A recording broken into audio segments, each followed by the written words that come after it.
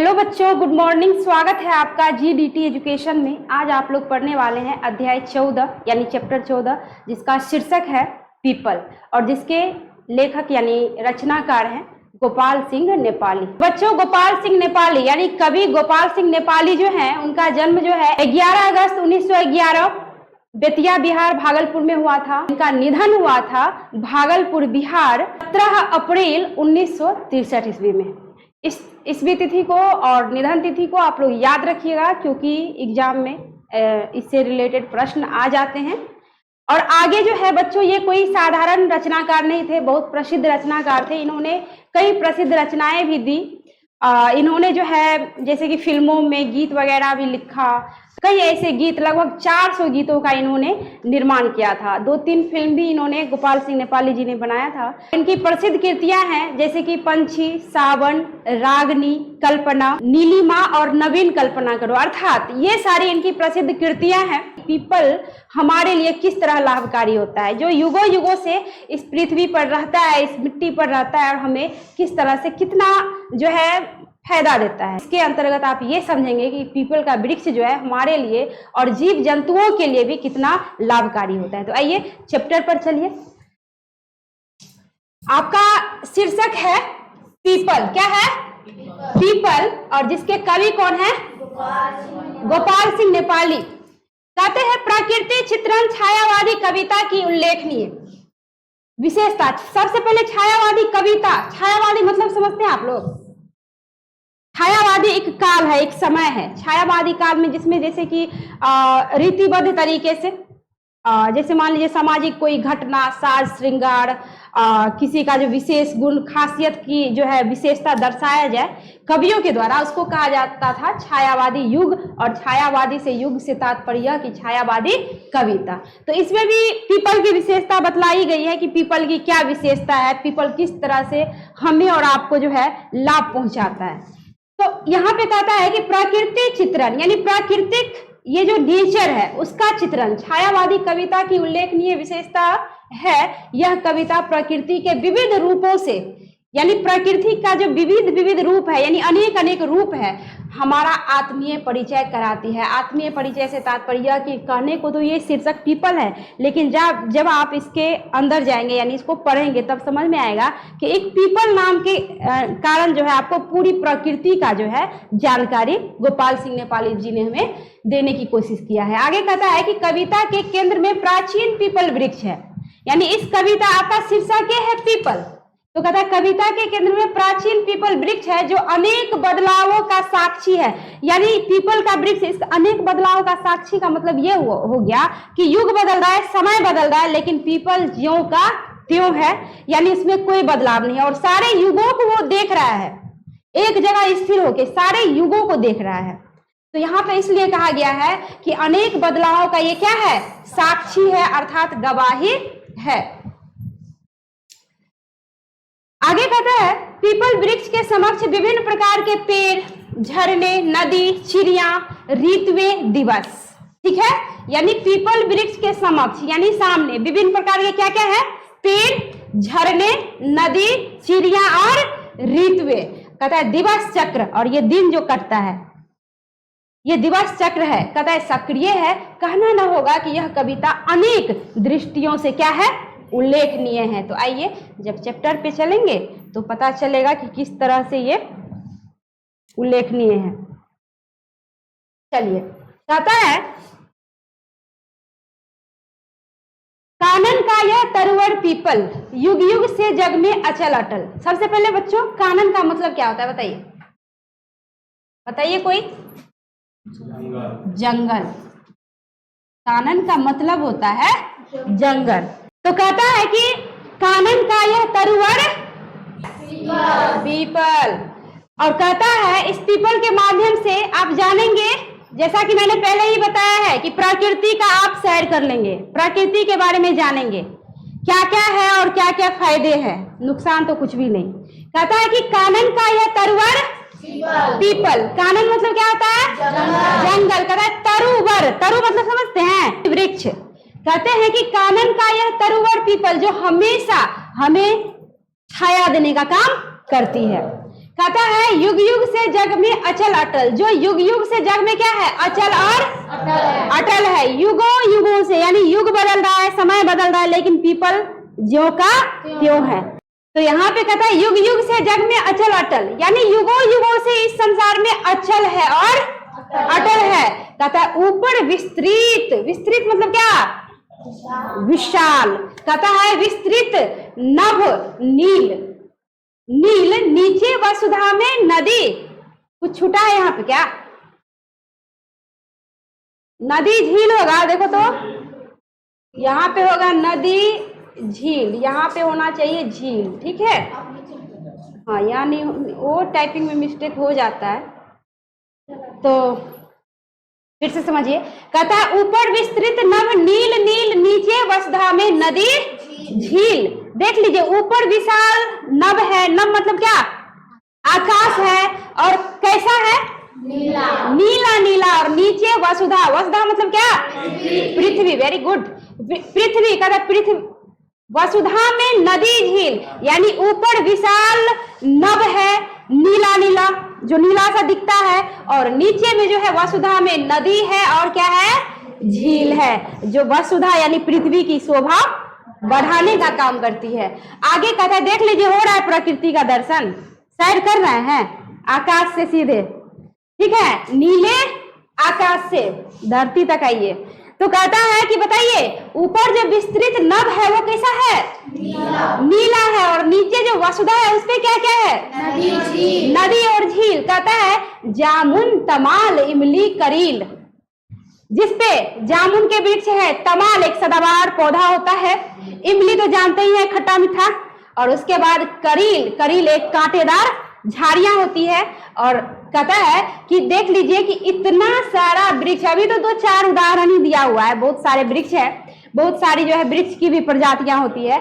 तो यहाँ पे कहता है उदाहरण के लिए जो पौधे थोड़ा थोड़ा सा ज्यादा उपयोग में लाया जाता है, जो हम लोग देखते हैं, उसका वर्णन किया गया है। कहता है जामुन तमाल इमली करील। क्या क्या क्या कौन कौन से पौधे हैं? जामुन तमाल इमली करील। समझे? ये पहला स्टेप था प्रकृति के साइड का। फिर से समझिए। कहता है कानन का यह तरुवर पीपल युग युग से जग में अचल अटल, यानी तरुवर पीपल है यह छाया देने वाली, जो हमेशा पथिकों को, जानवरों को, सभी को छाया प्रदान करने का काम करता है, जो युगों युगों से अचल है और अटल है, जिसमें ऊपर विस्तृत नभ यानी विशाल नभ आकाश है, उसमें भी कैसा कैसा? एकदम नीला नीला। देखते हैं तो नीला सा प्रतीत होता है ना, प्रतीत क्या नीला ही होता है। कहता है नीचे वसुधा में नदी झील, और नीचे वसुधा यानी पृथ्वी पर नदी झील से शोभित है। और कहता है पृथ्वी पे इसके अलावा देखिए क्या क्या है? जामुन तमाल इमली करील। समझ गए? आगे बढ़े। कहता है जल से ऊपर उठता मृणाल, फुनगी पर खिलता कमल लाल। कहता है जल से ऊपर उठता मृणाल। अब मृणाल का मतलब क्या होता है बच्चों बताइए? कमल का डंठल, समझिए ना आप, डंठल, कमल का डंठल। जैसे जैसे कीचड़ों में से कमल निकलता है ना, जो बीच का हिस्सा डंठल होता है, उसको कहा जाता है आपको मृणाल। तो कहता है जल से ऊपर उठता मृणाल, फुनगी पर खिलता कमल लाल, यानी मृणाल उसके ऊपर कमल लाल। यानी कहने का तात्पर्य कि पहले तो आप ये देख लीजिए इतना सुंदर दृश्य कि नदी है, झील है, जामुन तमाल इमली करील के पेड़ पौधे हैं। उसके बाद कहता है कि जल में भी देख लीजिए क्या है, पृथ्वी पे जो जल है, कहता है उसमें क्या है कि कहता है कि मृणाल, मृणाल उठता हुआ, और फुनगी पर कैसा कमल? लाल कमल खिलता हुआ। कहते हैं तिर तिर करते क्रीड़ा मराल, तिर तिर करते क्रीड़ा, क्रीड़ा मतलब क्या? खेलना। सभी खेलते हैं हम, जीव जंतु पशु पक्षी। तो यहाँ पे कहता है तिर तिर करते क्रीड़ा मराल। ये मराल मतलब क्या होता है बच्चों? मराल मतलब होता है हंस। तो तिर तिर करते हुए, हंस तिर तिर करते हुए जल में क्रीड़ा कर रहे हैं, मतलब उछल कूद एकदम मचाए हुए हैं। वो सब भी तैरते हैं ना, उसमें भी क्या एकदम कतारबद्ध तरीके से। कभी बतख को और हंस को देख लेना, एक बतख जिधर जिधर जाएगा वो उसके पीछे पीछे जाता है, जरा सा भी लाइन से बेलाइन नहीं होता है। हम आपसे ज्यादा समझदार होता है, एकदम बढ़िया तरीके से, एकदम गोल गोल जैसे घूमना हो, लेकिन सब कतारबद्ध तरीके से घूमता है। और देखने में वो दृश्य अच्छा लगता है। तो यहाँ पे कहता है कि तिरतिर करते क्रीड़ा मराल, यानी कौन तिरतिर कर रहा है? हंस। और क्या कर रहा है? क्रीड़ा। कहाँ कर रहा है? जल में। कहता है ऊंचे टीले से वसुधा पर झरती है निर्झरनी, झरझर हो जाती बूंद बूंद झरकर। और ऊंचे टीले वसुधा पर, टीले से ऊंचाई से, झरने से, किस पर? वसुधा यानी पृथ्वी पर। तो यहाँ पे कहता है कि ऊंचे टीले से वसुधा पर यानी धरती पर, यानी धरती पर झरती है निर्झरनी, झरझर यानी टीले से झर के आती है, और निर्झरनी यानी नदी का रूप धारण कर। कहता है हो जाती बूंद बूंद झरकर, और झरने के बाद सारी क्या हो जाती? बूंद बूंद। आगे कहता है घर के पास खड़ा पीपल सुनता रहता कल कल छल छल, यानी निर्झर मतलब क्या? झरना के पास खड़ा कौन? पीपल, जो सुनता रहता कल कल छल छल, यानी वहां से जो ऊपर से जल की धाराएं गिरती है तो छल छल छलकती होगी, जो आवाज तो निकलता है ना, तो इसलिए कहता है कि कल कल छल छल, उसकी आवाज सुनती रहती है। कहता है पल्लव हिलते ढल ढल ढल ढल, पल्लव कैसे हिलते? ढल ढल। कहता है पीपल के पत्ते गोल गोल कुछ कहते रहते डोल डोल, पीपल के पत्ते गोल गोल होते हैं ना, और कुछ कहता रहता है कैसे? डोल डोल, यानी डोल डोल के वो कुछ कहता रहता है। कहता है जब जब आता पंछी तरु पर, जब जब आता पंछी उड़कर, पंछी उड़कर। कहता है कि जब जब आता पंछी तरु पर यानी वृक्ष पर, ठीक है। कहता है जब जब आता पंछी उड़कर, उड़ के ही आते हैं, हमारी तरह दौड़ के नहीं आते, क्योंकि वो पंख का इस्तेमाल करते हैं, उनके पास पंख होते हैं, तो उड़कर जो है किस पर आ जाता है? तरु पर, पेड़ पर। कहता है जब जब खाता फल चुन चुन कर, यानी चुन चुन कर फल खाता है। पड़ती जब पावस की फुहार, बजते जब पंछी के सितार, बहने लगती शीतल बयार। कहता है कि एक तो पंछी उड़ उड़ के आते हैं उस तरु वृक्ष पर, और वह उसके बाद क्या करता है? फलों को चुन चुन कर खाता है। और पड़ती जब पावस, पावस मतलब क्या? ओस, वर्षा। कहता है उसकी फुहार जब पड़ती है तो बजते हैं जब पंछी के सितार, पंछी भी एकदम गदगद हो जाते हैं, खुश हो जाते हैं। और कहता है बहने लगती शीतल बयार, तब ठंडी ठंडी शीतल हवा बहने लगती है। आगे कहता है तब तब कोमल पल्लव हिलडुल, गाते सरसर मरमर मंजुल, यानी वहां जो एक तो पंछी आया अपना खाने का काम कर रहा है, ऊपर से क्या होता है कि फुहार वर्षा होने लगती है पावस की, और उसके बाद हवा भी शीतल शीतल बहने लगती है, यानी नजारा एकदम सुंदर सा हो जाता है। तब क्या होता है? कहता है कोमल पल्लव। कोमल पल्लव से क्या तात्पर्य बताइए बच्चों? कोमल पल्लव से क्या तात्पर्य? कोमल पल्लव, कोमल कोमल पत्ते, पीपल के जो कोमल कोमल पत्ते होते हैं। कहता है कि तब तब कोमल पल्लव हिलडुल गाते कैसे? सरसर मरमर मंजुल, यानी सरसर मरमर मंजुल करके वह क्या क्या करती है? हिलडुल के गाती रहती है। कभी सुने हो पेड़ पौधे का सॉन्ग? सुने हो? सुने हो? जब जोर जोर से हवाएं बहती है तो ध्यान देना थोड़ा सा, उसमें से भी सरसर मरमर की आवाज आती रहती है, यानी वह भी गाता रहता है। आगे कहता है जी जी जी, कलम समझते हो ना तुम लोग, बाजार के बच्चे? कलम क्या?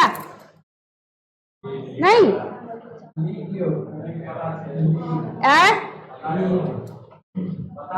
पता है की होइ छै? बताओ। जतऽ पूरा गाछिए रहे छै जे नहीं बुझे से। अच्छा, कलम माने पेड़। आप लोगों को मैथिली समझ में आ रही होगी कि नहीं? मतलब ये लोग सभी बच्चे बोल रहे हैं कि कलम मतलब पेड़ों का जो है बगीचा होता है, जिसमें कई सारे पेड़ जो है लगे होते हैं, यानी कई सारे मतलब अलग अलग तरीके से, जैसे आम जामुन लीची इस तरह के पौधे लगे होते हैं, यानी बड़ा सा बगीचा। उसको हमारे मिथिलांचल में क्या कहा जाता है? कलम। हम लोग क्या कहते हैं? कलम। तो यहाँ पे कहता है कि वहां पे जो है, वहां आप जाएंगे जब हवाएं बहती है, तो हवाएं जब बहती है तो एकदम पत्तों में से भी सरसर मरमर की आवाज आती है, जैसे लगेगा क्या कि वह भी झूम रहा है, गा रहा है ना। तो खलक सुन सुन बिहवल बुलबुल, यानी कौन विह्वल आनंदित कौन होती है? बुलबुल। यानी विह्वल यानी आनंद विभोर कौन हो रहा है? यानी वो जो वातावरण का आनंद लेते हुए इतना अच्छा सुंदर मनोरम दृश्य है, पशु पक्षी भी आनंदित होते हैं। जिस तरह हम लोग अच्छा मौसम हो जाए, अभी धूप निकली हुई थी, इससे पहले तो हम लोग परेशान थे कि नहीं? आप लोग भी आने जाने में परेशानियां होती थी कि नहीं? अब मौसम ठंडा है तो अच्छा लग रहा है ना, तो इसी तरह सबको अच्छा लगता है। तो यहाँ पे यानी बुलबुल को भी अच्छा लग रहा है। ये जो एकदम पल्लव कोमल पल्लव हिल डुल रहे हैं, सर सर मर करके गा रहे हैं, पावस की फुहार बह रही है, उस अच्छे वातावरण में, उस अच्छे सुंदर मौसम में वो लोग भी फल चुन के खाते हैं। और बुलबुल जो है क्या करती है? विह्वल होती है, आनंदित होती है। कहता है बुलबुल गाती रहती चह चह। कैसे गाती है? चह चह चहक चहक के। कहता है सरिता गाती रहती बह बह। यानी सरिता मतलब क्या बच्चों? नदी। नदी भी क्या करती है? बह बह के गाती रहती है। अरे नदियां भी बहती है ना, नदियां का नाम ही है बहना। तो वो बहती है, बट कैसे? गाते हुए। कैसे? गाते हुए।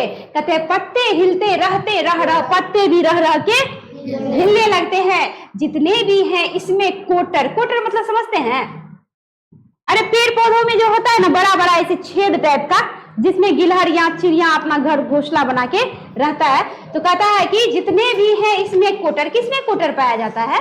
पेड़ में। कहता है सब पंछी गिलहरियों के घर। यानी वो जो कोटर होते हैं वह पंछियों और गिलहरियों का क्या होता है? घर होता है। यानी उसमें वो लोग अपना घर बना के रहते हैं। हम आप भी घर बनाते हैं, उसी तरह जीव जंतु आपको जो है वो भी अपना घर बनाते हैं। कि जितने भी हैं इसमें कोटर, सब पंछी गिलहरियों के घर। कि देखते होंगे आप लोग कि पक्षी झुंड बना के जाता है और एक एक तिनका चुन के लाता है ना अपना घोंसला तैयार करने के लिए। और इतने सुंदर तरीके से अनेक अनेक डिजाइनों के साथ वो अपना घोंसला तैयार करता है। देख लीजिए, सब में समझदारी है, सब में इतना है अक्ल कि हम जहाँ रहेंगे तो उसको घर बनाना पहले जरूरी है, कोई स्थान अच्छा सा बनाना जरूरी है। और इस तरह वो भी अपना रहने योग्य घर का निर्माण कर लेता है। कौन? पक्षी। और जिसको घर बनाना नहीं आता, बना बनाया मिल जाता है, जैसे कि कोटर। क्या? कोटर यानी उसमें वृक्षों में जो कोटर होता है उसमें वो अपना घर बना के रहते हैं। कौन रहते हैं? गिलहरी। सिर्फ गिलहरी? पक्षी भी। कहता है जी पंछी से पक्षी। कहता है संध्या को अब दिन जाता ढल, सूरज चलते हैं अस्ताचल। यानी सूरज क्या हो जाता है? अस्त हो जाता है। कहता है संध्या को, यानी जब संध्या होती है, शाम होती है, तो शाम होती है तो उसके बाद क्या हो जाता है? सूरज ढल जाता है और चलते हैं अस्ताचल, यानी अस्त होते हुए चलता है। कौन चलता है? कब चलता है? संध्या को क्या हो जाता है? अस्त। और अस्ताचल यानी अस्त होते हुए चलता है। कहता है कर में समेट किरणें उज्जवल, अपने कर में, अपने हाथ में, अपने हाथ में, सूर्य अपनी हाथ में। उसको हाथ तो नहीं होता, पर जिस किरणों को, उज्जवल किरणों को समेट लेता है तो हाथ ही कहना चाहिए। तो कहता है कि ये एक कल्पना किया है कि सूर्य ने अपने हाथों में उज्जवल किरणों को क्या कर लेता है? समेट लेता है। कहता है कि कर में समेट किरणें उज्जवल, जो उज्जवल किरणें, रोशनी होती है, उसको कर में सूर्य देवता क्या करते हैं? समेटते हुए चले जाते हैं। जैसे आप लोग पढ़ाई खत्म हुआ, अपना कॉपी बस्ता समेटते हुए अपने घर चले जाते हैं, तो उसी तरह ये भी भर दिन बेचारा काम करता है सूर्य देवता, ठीक है। और काम करने के बाद वह भी उज्जवल किरणों को समेटते हुए चल जाते हैं। कैसे जाते हैं? अस्त होते हुए। कहता है हो जाता है सुनसान लोक। क्या लोक होता है? सॉरी, सुनसान कौन हो जाता है? लोक। चल पड़ते हैं घर को चील कोक, यानी घर कौन चल पड़ते हैं? चील और कोक, यानी पक्षी जो होते हैं वो जो सभी दाना चुनने के लिए जाते हैं, जब शाम हो जाती है तो वो भी क्या कर जाता है? अपने अपने घरों को वापस लौट जाता है। कहता है अंधियाली संध्या को विलोक, और अंधियाली आ जाती है, संध्या को विलोक, संध्या भी खत्म, उसके बाद अंधियाली यानी अंधकार, यानी रात आ जाती है। उसके बाद कहता है भर जाता है कोटर कोटर, क्या भर जाता है? कोटर कोटर बस जाते हैं पत्तों के घर। सभी पत्तों से बने हुए घर जो होते हैं कोटर होते हैं, सब संध्या होने के बाद क्या हो जाता है? भर जाता है, क्योंकि सभी अपने अपने घर में आ जाते हैं। यानी भर दिन वो मेहनत करते हैं और मेहनत करने के बाद रात को जिस तरह हम आप खा पी के भर दिन काम करने के बाद आराम करते हैं, उसी तरह वो भी आराम करते हैं। कौन? पक्षी, गिलहरियां। कहता है कि निद्रा ही में होता प्रभात, यानी निद्रा में पड़े पड़े ही क्या हो जाता है? प्रभात, अर्थात सुबह सवेरा कट जाती है इस तरह रात। निद्रा में ही हम लोग सोए रहते हैं और सोए में निद्रा की अवस्था में ही क्या हो जाता है? सवेरा होती है ना, कि हम लोग भर रात जग के देखते हैं कि कैसे कैसे सवेरा हो रहा है। सोए हुए होते हैं, निद्रा की अवस्था में ही सवेरा हो जाती। तो इस तरह सवेरा सबके लिए होती है, जीव जंतु पशु पक्षी मानव सबके लिए। तो कहता है निद्रा में ही होता प्रभात और कट जाती है इस तरह रात। कहता है फिर वही बात रे वही बात, यानी फिर वही बात रे वही बात। संतोष कुमार, भूख लगी है क्या? ढक्कन चबा रहे हो?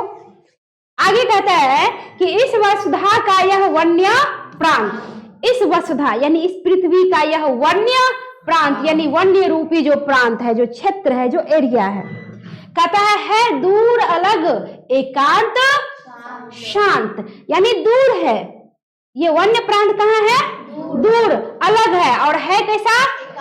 एकांत और शांत, क्योंकि जंगल का क्षेत्र जो होता है तभी शोरगुल होगा जब पशु पक्षी अपनी आवाजें निकालेंगे, वरना शांत। तो कहता है कि है दूर अलग एकांत शांत, है खड़े जहां पर शाल बांस चौपाए चरते नरम घास, यानी नरम नरम घास कौन चरते बच्चों? चौपाए मतलब क्या? चौपाए से क्या तात्पर्य? चार पैरों वाला पशु, पालने वाला पशु। जी जी, पालते भी है चौपाया को, बट चौपाया जंगलों में भी होते हैं, जानवरों के चार पैर ही होते हैं। तो कहता है कि है खड़े जहां पर शाल बांस चौपाए चरते नरम घास। कैसी घास चल रही है? नरम नरम घास। कहते हैं कि निर्झर सरिता के आसपास, यानी निर्झर और सरिता के आसपास वह नरम नरम घास को क्या करती है? चरती है। और कहता है कौन चरते हैं बच्चों? चौपाए, चार पैरों वाले जानवर।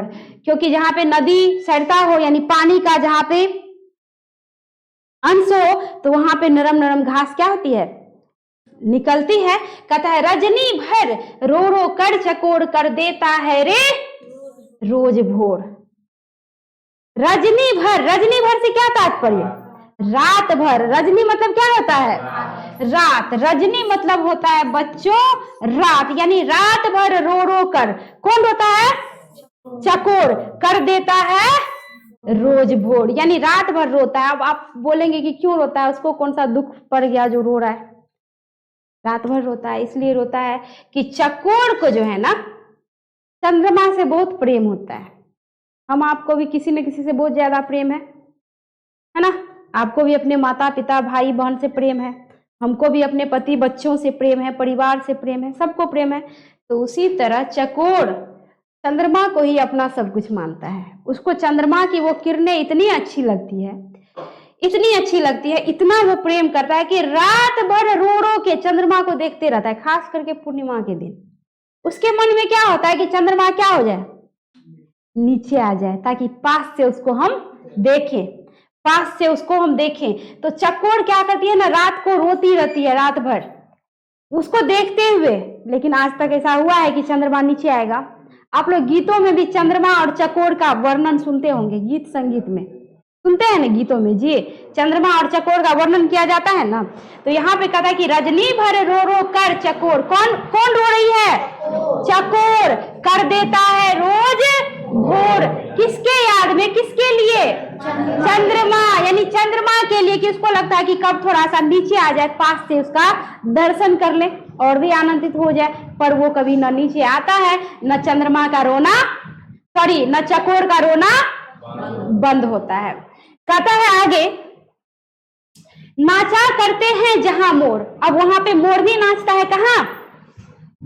जंगलों में। जंगलों में भी मोर नाचते हैं और फिर आगे कह रहा है वहां वल्लरी का बंधन।